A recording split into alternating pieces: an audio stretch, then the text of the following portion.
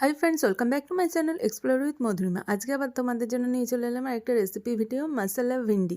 তো ভেন্ডিগুলো ফার্স্টে এইভাবে চিড়ে নিতে হবে, আর এইভাবে লম্বা করেও তোমরা রান্না করতে পারো। আমি ছোট করে কেটে নিয়েছিলাম যাতে সেদ্ধ হতে সুবিধা হয়। আর পেঁয়াজগুলোকে একদম চপড অনিয়ন যেরকম হয় ওইভাবে কেটে নিতে হবে।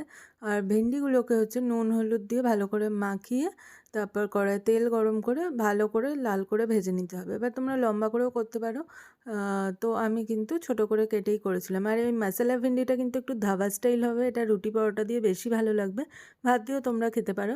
সবসময় ভেন্ডি পোস্ত সর্ষে এইসব খেয়ে খেয়ে তো আমরা বোর হয়ে গেছি, তাই একটু নতুনভাবে ভাবলাম ট্রাই করি।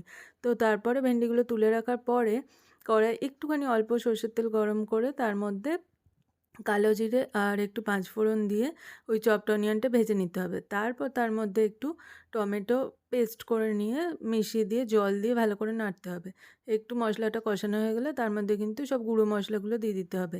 হলুদ গুঁড়ো, কাশ্মীরি লঙ্কা গুঁড়ো, ধনে গুঁড়ো, জিরে গুঁড়ো দিয়ে ভালো করে মশলাটা কষাতে হবে। একদম তেল ছেড়ে গেলে তখন এটার মধ্যে কিন্তু ভাজা ভেন্ডিগুলো মিশিয়ে দিতে হবে। আমি একটু বেশি ভালো করে ভেজে ফেলেছিলাম যাতে ভাত দিয়ে খাবো তো অসুবিধা না হয়। আর একটু শক্ত থাকলে আমি ঠিক খেতে পারি না, ওই জন্য এভাবে করেছিলাম। তোমরা একটু গোটা গোটাও করতে পারো। আর এরপর একটু নুন দিয়ে দিলাম অল্প করে, চিনিও তোমরা দিতে পারো কালারের জন্য, আমি আর দিইনি। আর নুনটা বুঝে শুনে দেবে, কারণ ভেন্ডি ভাজার সময় তো অলরেডি নুন দেওয়া হয়েছিল, তাই এখন একটু অল্প দিলেই হবে। এই দেখো আমার রেসিপি একদম রেডি। কেমন